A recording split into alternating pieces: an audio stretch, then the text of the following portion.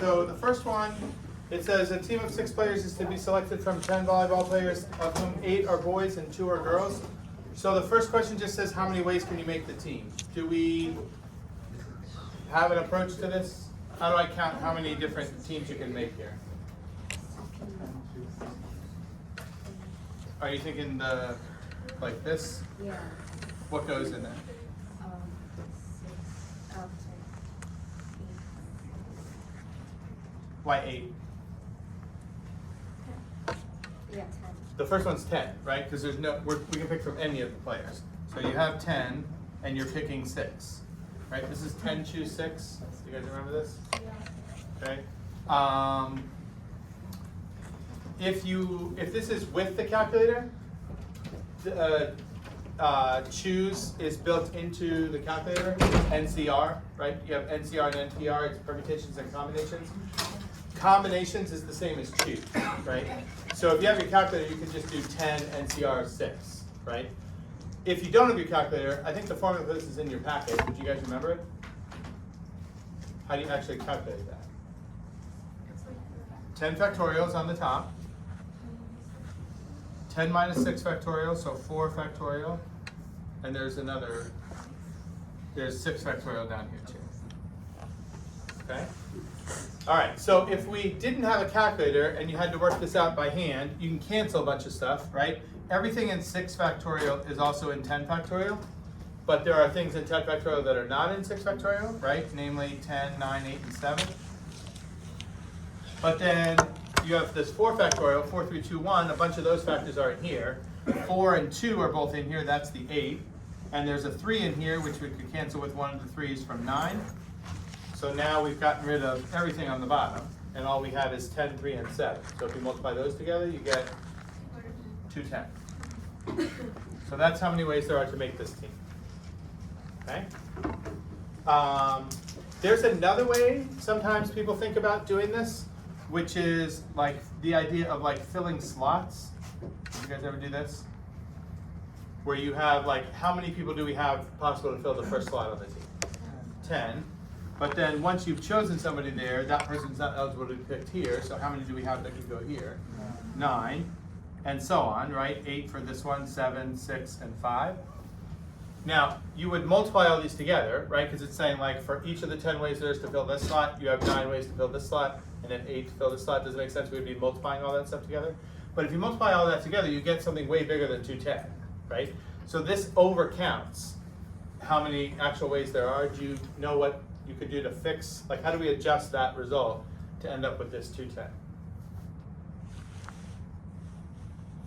If you notice, 10, 9, 8, 7, 6, 5, when I was doing the canceling down here, if I canceled 10 factorial with 4 factorial, that's what I would be left with, right? So this is the same as doing the 10 factorial over the 4 factorial, but we did not do this.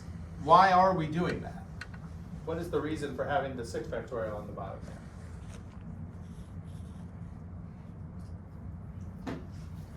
Let me give you an example. Suppose I give names to the people I picked here. Like if this is player A, B, C, D, E, and F, right? That specific set of results would be one of the results in here, right? Bihan? You have a lot of different orders in which you can like put people, but I guess that doesn't matter for this team. Right, like if I pick this, so let's say if there are 10 people to pick, maybe I have players A through J, it would be, right? So if I pick the first 6, if I pick that same first 6, but I pick them in the order F, E, D, C, B, A, is that a different team than the one I've got right now? No. So I don't want to count different arrangements of the same set of objects as different results here. That's actually the difference between permutations and combinations, if you remember. Permutations, you would count a different arrangement as a different result. But in combinations, the only way a result is different is if there's something different about the members of the set that you picked, not just having the same members in a different order, okay? Sometimes there might be a reason to do that, right? Like if we were assigning a specific role to each person on the team, right? And the person I pick first is gonna have this role, but the person I pick second is gonna have this role. Then when I pick them in this order, that's one result. But if I pick F first, like that's a different result because now F is doing whatever I had designed A to do before, right? But if we're just saying the players are gonna be on the team and there's no nothing distinguishing who you picked first from who you picked sixth, then you don't want to count different orders of the same set as different arrangements. That's combinations, not permutations. So what we have to do when we get this number is divide these results into groups based on how many different arrangements of this order are there. So if I have a certain group of 6, how many different ways could I arrange that same set of 6? That's the 6 factorial. That's why we're dividing by 6 factorial here. Okay? Does that make sense? All right. Now what about part B, which says how many of, this is 210 is the total number of ways to create the team, but how many of those 210 have exactly one girl on the team? How could I count that?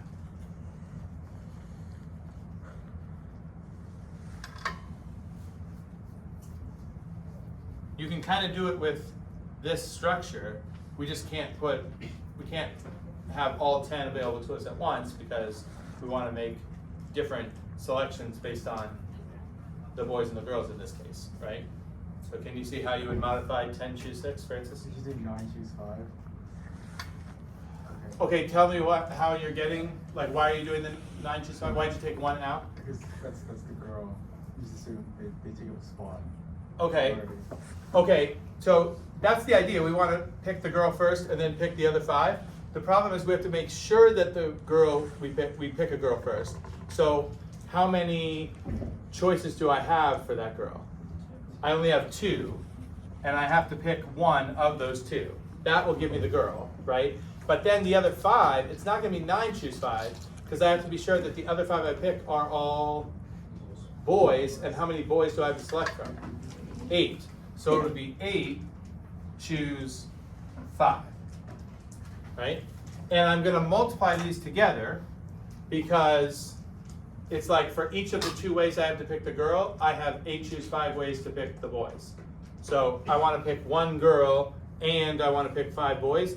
You're going to notice in the probability unit, it's a pretty good rule of thumb that if you're describing a situation using the word and, that's going to correspond to you multiplying something. And if you're going to use the word or, you typically would add. So here we're multiplying because I'm picking 1 out of the 2 girls and 5 out of the 8 boys, right? For each way there is to pick the girls, I have this many ways to pick the boys. So we multiply those. 2 choose 1 is 2. 8 choose 5, I could do the same thing. Again, if you had a calculator, you can let the calculator do this for you, but on the cases where you don't have a calculator, we could do this. 8 factorial and 5 factorial, I can cancel the whole 5 factorial with this, leaving 8, 7, and 6. But 3 factorial is 6, so that cancels with this. So that means there's 56 ways to pick the boys and 2 ways to pick the girls. And I would multiply them, not add them. Does that make sense? 2 times 56 is 112. So out of the 210 total ways to create the team, 112 of those have 1 girl. The other ones will either have no girls or 2 girls, since there's only 2 girls available. Okay? All right, and then the last part is the probability question, which says if we pick the team at random, what's the chance that we end up with one of those 112 ways of having 1 girl on the team? So that is a probability question, which is basically just a ratio, right? You're counting how many total things can happen, which is the first thing we got, 210, compared to how many ways the thing you want to happen can happen, which is the 112. So we end up with 112 over 220. Does that make sense? And on IB tests for probability answers, you can give fractions always, and they don't have to be simplified. So like that's fine as an answer. Or you can, if it's on the calculator part, and especially because you might be using the calculator to do a lot of these calculations for you, you don't have to write them as fractions. You can write decimal answers. If they don't come out nice, the standard IB rounding rule is 3 sig figs. So that would be here, what is this? It's like a little over 0.5, right? 0.5 what? 5333. So 533 repeating. Okay, so 0.533 is what we would give as the approximation there. Be careful, IB likes 3 sig figs, not 3 decimal places. And sometimes in this unit, that can be an issue because sometimes you'll calculate the probability of an event and it's really small, like 0.0016258, blah, blah, blah.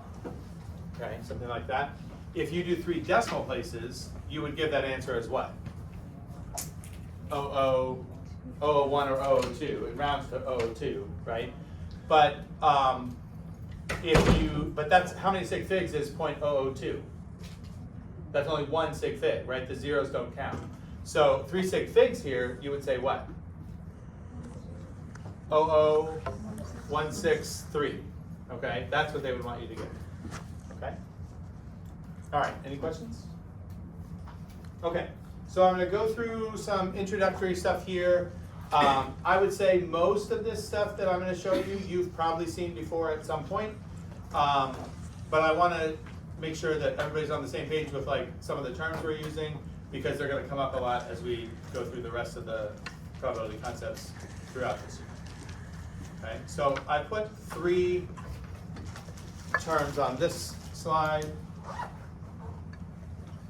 Okay, at the top I just said like the basic idea of probability is you're counting how many ways can what you want to happen occur divided by what's the total number of ways that something can happen, right? So you're making a fraction, which means probability answers are always going to be real numbers between what 2 bounds? Like every probability answer has to fall between what? 0 and 1, okay? Now, some terms that are often used with probability situations.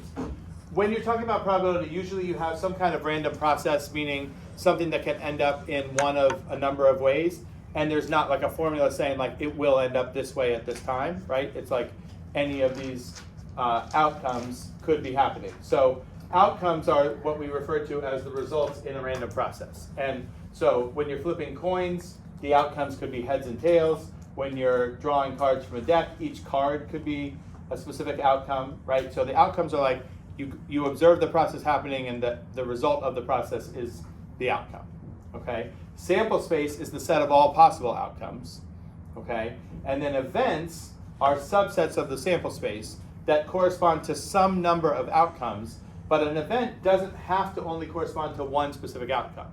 You can describe an event that would include no outcomes, one outcome, several outcomes, all the way up to, you could describe an event that would say, well, everything in the sample space would be described by that event, okay?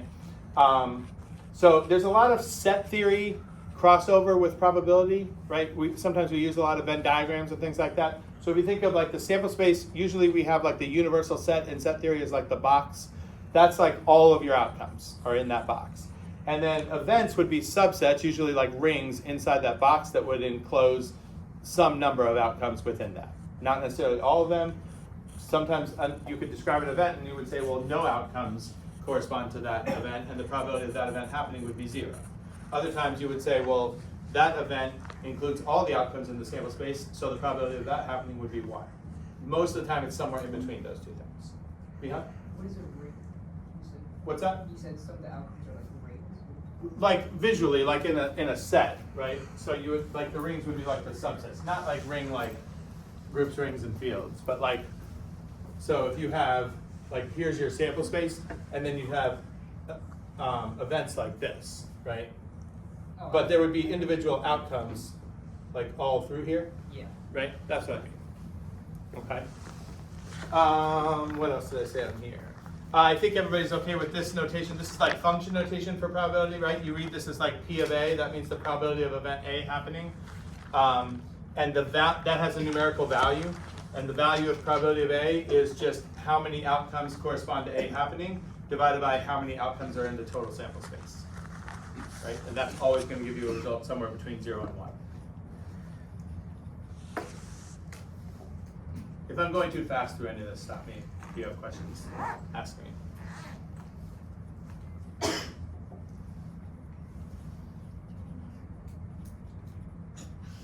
Okay, I'm going to talk about 2 different kinds of what are called compound events. Compound events are when you take 2 events and link them with some probability word. We're going to talk about 2 types, disjunctions and conjunctions. Disjunctions are when you link the events with the word or. So we would talk about like what's the probability of A or B happening, and often we'll use the set symbol, the union symbol, because like in set theory, if something is in the union of A and B, it means it could be in A or it could be in B. If it's in either one, it counts, right? So here's a probability version of that idea, right? Here's my sample space, the white box, And then event A is anything in this range, so there would be outcomes here that would correspond to A happening. Now some of the outcomes would be over here, meaning A is happening but B is not. And then some of the outcomes are in here, meaning A is happening but B is also happening, okay? Then there's some other outcomes over here where B is happening but A is not. Any of those outcomes would be things that we would count if we're finding the probability of A or B, right? We would count how many outcomes are anywhere in here, here, or here. Divide that by how many things are in the total white box, right? That's the probability of A or B. Okay. Now here's one distinction between like how the word "or" is used in English sometimes and how we would use it in probability. There's inclusive "or" versus exclusive "or," right? Inclusive "or" means if you're interested in A or B happening and you end up with an outcome that corresponds to both of them happening, we still count that, right? It's still true that A or B happened if they both happened. If it's the exclusive "or," you're interested in like what's the chance that A happens or B happens but not both of them happening, okay? The exclusive "or" in probability has to be explicitly stated. So if they ask you what's the chance that A or B happens, you would be interested in all three of these categories, okay? If they want only this and this but not this, they wouldn't just say A or B, they would say something that would tell you exclude the A and B category, okay? Now, this formula for the probability of A or B, which is in your packet, says that to calculate the probability of A or B, you can just find the probability of A, which remember that would be like the ratio of these outcomes anywhere in the ring of A divided by the total number of things in the white box. Add to that the probability of B, which is however many outcomes are in here over what's in the white box. But then it says subtract the probability of A and B, which are however many outcomes are in here divided by the whole number in the white box, right? So I just said this is automatically by default inclusive, meaning you shouldn't ignore this. But then here I'm saying to find the probability of A or B, you add the probability of A, the probability of B, and then you subtract the probability of A and B. Can you tell me why, even though this is inclusive, subtracting this is not contradictory to that? Anna? Because you've already counted for it twice. Right, so the minus is to undo the double counting, not to exclude it, right? Because that stuff is included in this, but it's also included in this, so at this point you've counted for it twice, so you have to subtract it once so that it doesn't get double counted. It's not that we're eliminating it, it's that we're correcting for the double count. Okay? All right. Okay, so in the middle there I said what Anna just said, right? We're accounting for, or correcting for the double counting. Now I have a different situation here, which is here are the outcomes included in A happening, here are the outcomes included when B happens, and it looks like there are no outcomes where both A and B would happen, okay? That's the visual representation of what is called mutually exclusive events, which means that the chance of them happening at the same time is 0. Like there is no outcome in the sample space that allows for both A and B to happen. That's the definition of mutually exclusive, okay? And in this case, if you want to find the probability of the disjunction of two mutually exclusive events, like what's the chance that A or B happens, but you know that A and B are mutually exclusive, the general rule was add the probability of A and B and subtract the probability of them happening together. But if they're mutually exclusive, there is no chance of them happening together. So this formula gets simpler because you can ignore this since this is 0.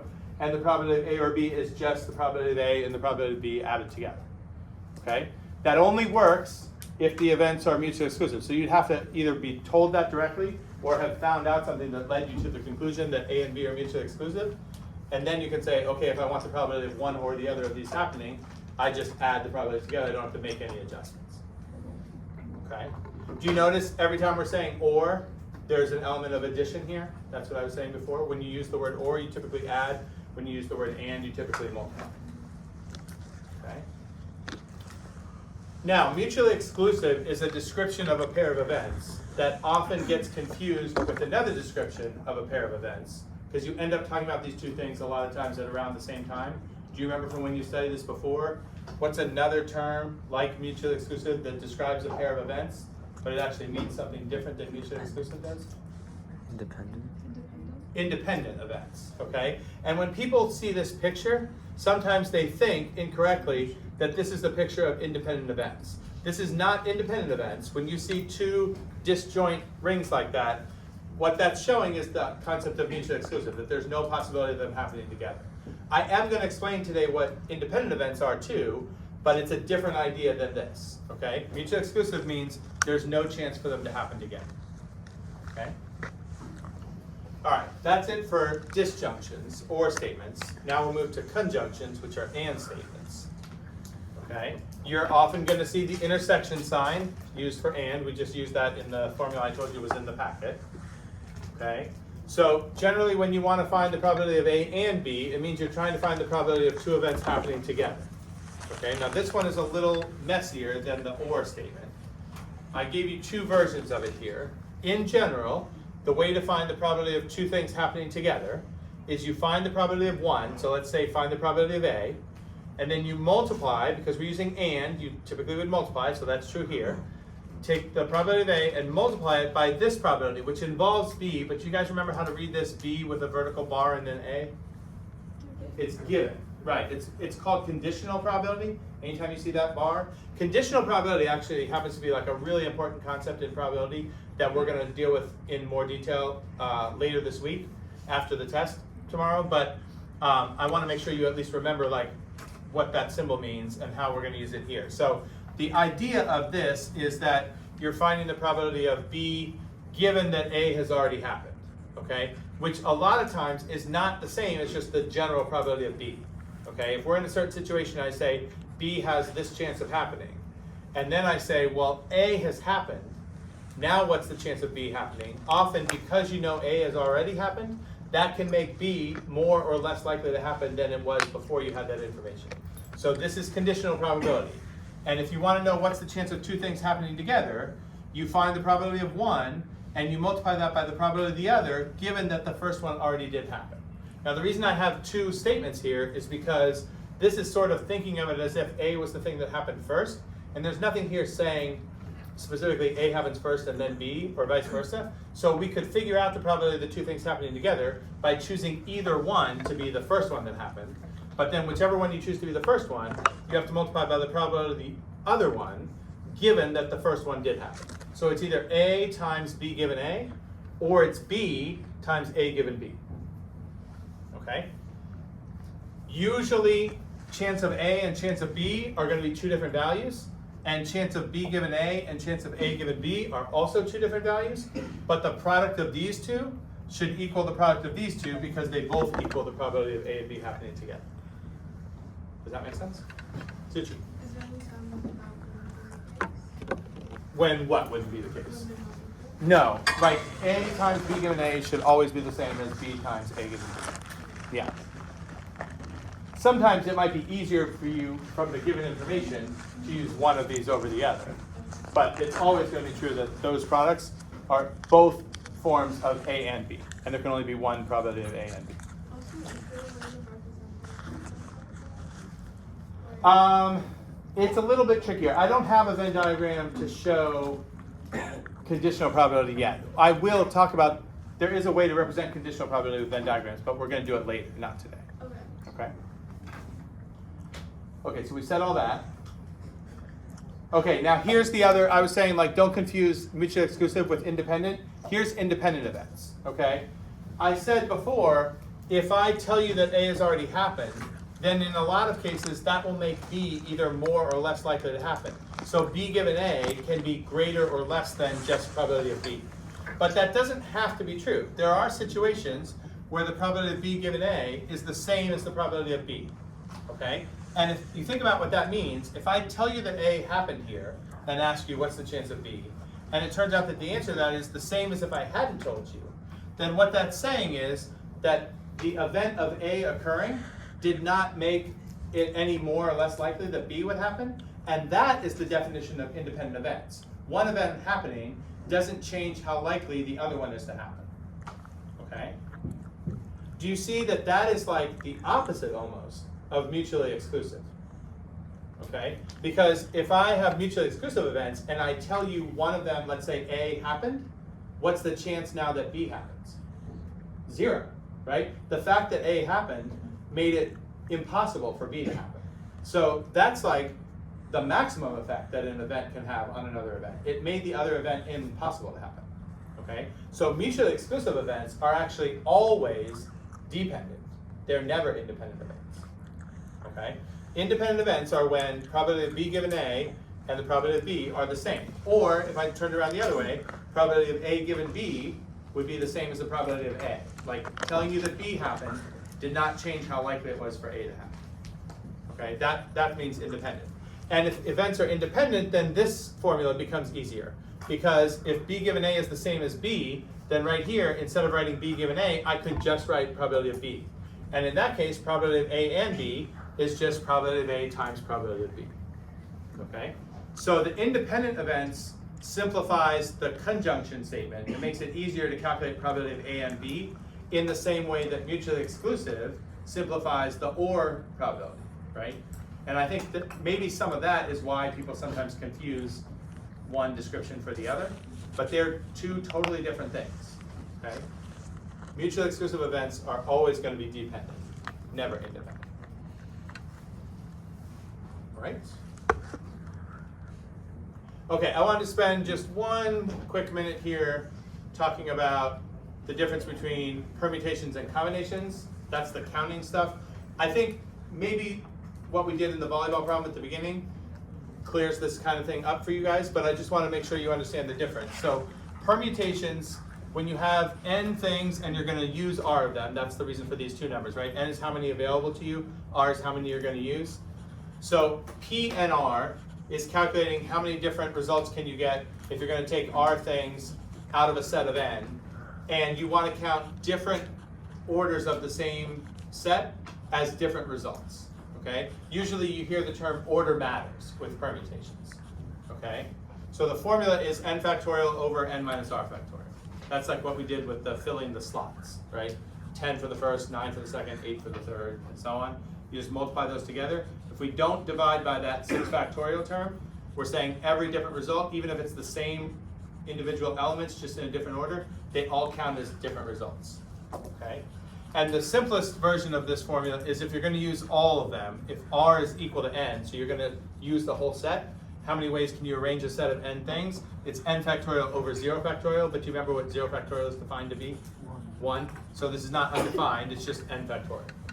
And people generally remember that. Like if you have n things, how many different orders can those n things occur in? N factorial ways.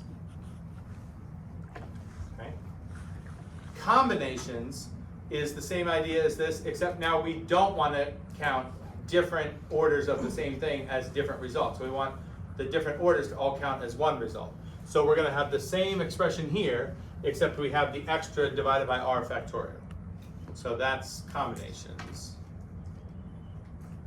You can see CNR has this is the PNR formula right here, but then you also have the extra r factorial, which is going to reduce the number of results you get. So for a given n and r, there's always going to be more permutations than there are combinations. And here's a simple example to help you keep straight which one is which. If I have 5 things and I'm picking 3, and the 3 things I pick, the first time I get A, C, and E, and the next time I pick, I get C, E, and A, so I got the same 3 things but in different results. Those would count as the same combination, because it's the same 3 things, but because they're in different orders, it would be different permutations. Okay? So there's always going to be more permutations than combinations for a given n and a given r. All right, make sense? All right, so we're going to finish with, I'm going to do a couple of problems where I'm going to give you some problems where we can actually calculate some probabilities here. And I would not say these are like the most interesting probability problems. We are going to do some interesting ones down the road, but these aren't the most interesting, but I think it's somehow more satisfying to like do some calculations and get a number than just to like read a bunch of definitions. Okay? So this is my first example here. We're going to have 20 cards in a box. So each card has a number, 1 through 20 on it. And we're going to pick 3 cards out of the box without replacement. Now what does that phrase mean? You're going to see that phrase a lot. Without replacement refers to what? Yeah? Right, so if I pick 3 cards, you can think of it as just reaching in the box and picking out 3 cards all at once, or you can think of it as picking 1 at a time. But if you pick them 1 at a time, the first card you pick stays out when you pick the second card. So no card can be picked 2 times, okay? All right, what I'm gonna ask first is, what's the probability that all 3 cards selected are prime numbers, okay? So the first thing we need to do here is count how many primes are in the box. Do you remember what is the smallest prime? 2. It's not 1 for like these weird number theory reasons that we won't get into right now, but 2 is the smallest prime. So we're going up to 20, starting with 2, we have to count the primes. 2, 3, 5, 7, 11, 13, 17, 19. That's 8. Okay, 8 primes, so 12 non-prime cards. Okay, so I want to know what's the chance that I pick 3 cards and they all end up being primes. Now I'm going to show you 2 ways that I think are good approaches to solving this problem. In my experience, one of them seems to be, for whatever reason, way more popular than the other.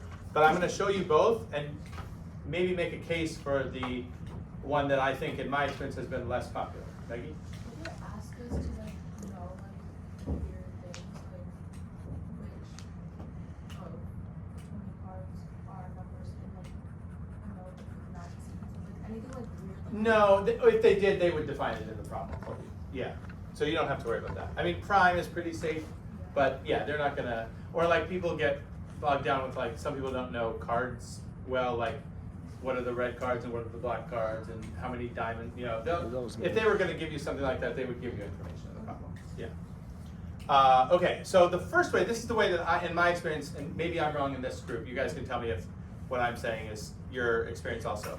This is what I think most people do, okay? And this is a fine way to do it. You're gonna multiply a sequence of probabilities together. So like we would say, what's the chance, you're trying to pick 3 cards and get all primes, what's the chance the first card you pick is prime? That's not a probability. You're counting there. What's the chance, like if I pick a card out of the box, what's the chance that that card is prime? 8 over 20, right? Okay. Now, if I'm picking another card and it's without replacement, so like that card's gone now, what's the chance the next card I pick is prime? 7 out of 19. And then the third one, chance that it is also prime, 6 out of 18. Okay? You multiply those together, you end up with 14 over 285. You can trust me on the other. Okay? Okay. There's another way of doing this, which I'm going to try to make a case for, because I think in some situations it's easier than this. Although in this way, in this problem, I think they're equally easy. But I just think for whatever reason, this way gets less fanfare than the other way. I want to do this with combinations, which instead of multiplying a sequence of probabilities, I can just get one fraction that counts how many total ways are there for something to happen on the bottom, and how many ways represent what I'm trying to get on the top, right? So what would the denominator be in this problem?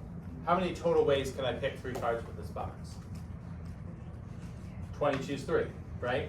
So that's your denominator, 20, choose 3. The top should be how many ways can you end up with 3 primes? What is that? 8 choose 3. There's 8 to pick from and you have to pick 3. So if you do 8 choose 3 on the top and 20 choose 3 on the bottom, you end up with 56. 8 choose 3 is 56. And 20 choose 3 is 1140. 56 over 1140, there's a common factor of 4 there.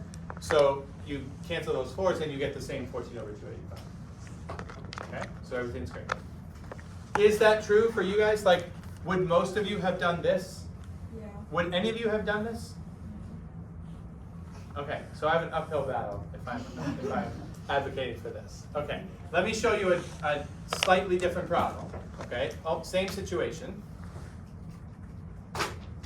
Okay, still the same cards in the box, still picking 3, but this time I want the chance that only one of the 3 is prime. So I want to know what's the chance I end up with 1 prime and 2 that are not prime. Okay, I'm going to do it the less popular way first. Okay, the combinations way. Can we make a fraction now? Would the denominator be different or the same as what we just had? The same. It's 20 choose 3 on the bottom. But now on the top, it's not going to be 8 choose 3, right? Can we adjust that? What should I have there? I'm going to have 8 choose 1, but I have to pick 3 cards. So you need another factor there, because that only represents picking 1 card. And it does matter what the other cards are, because we have to make sure that the other cards are what? Not prime. So how many ways are there to get 2 more cards and have them both not be prime? 12 choose 2. Okay, so we do this. 8 choose 1 times 12 choose 2. This is 8. 12 choose 2 is 12 times 11 over 2, so that's 66. We already said this was 1140. So you multiply the top and you get 528 over 1140, which you can trust me reduces to 44 over 95. Okay? Now, if we do it the popular way, we're gonna multiply a sequence of probabilities here, right? So we want 1 prime, so we could start with the chance I get a prime is, what's the chance I pick a prime first? 8/20, okay? Now you need to not get a prime. What's the chance of that? What is it? 12/19? Mm-hmm. And then you have to not get a prime again? 11/18, okay? If you multiply these together, you get this, which does reduce, but it reduces to 44/285, which is clearly not the same as 44/95. This is smaller. This is correct, so what are we missing here? What is it beyond? Yeah, why? Why do we need, we actually do need a factor of 3. Can you think of why we would? This is why I like this method better, but if you figure out that you know you need the factor 3, then it's fine here. You see what we're assuming? Kind of implicitly assuming something down here that we didn't assume up here, and the assumption is not actually correct, like the 3 would correct for the problem. Except the prime has to come first. That's right. We're assuming that the prime, we pick the prime first, and the problem only says you have to end up with 1 prime. It doesn't say you have to get the prime first, right? If we had said we were setting this up where the prime came second, we would actually have 3 different fractions there. It would have been 12/20 for not prime, then 8/19, then 11/18. And you see those are 3 different fractions, but you're still multiplying 12, 8, and 11 on the top, and 20, 19, 18 on the bottom. So this product is the same as that product. This is the chance that you pick the prime, the 1 prime second. That's the chance that you pick the 1 prime first. It makes sense they would be the same. Like it should be more likely that you get the prime first or second or third actually, right? So what you're assuming here is that that is the order you have to pick them in, right? Prime, not prime, not prime. When actually that works, this works, and this also works, right? So there are 3 different orders to what can happen, all of which have the same probability. So you can do this, but then you have to account for, oh, there's 3 different ways this can happen. So I need to multiply by an extra 3 here, and that's what gets me to 44/95. Okay? So if you like this way, you just have to account for, is there a factor you need in front of here, and figure out what that factor is. Now, why didn't this come up on the first problem? Because the order doesn't matter, so all 3 primes. Right, we would have had, like, the order we were to deal with would be this, and how many different arrangements of this are there? Only 1, right? Okay? So we'll talk more about this later. We're gonna do some more problems like this.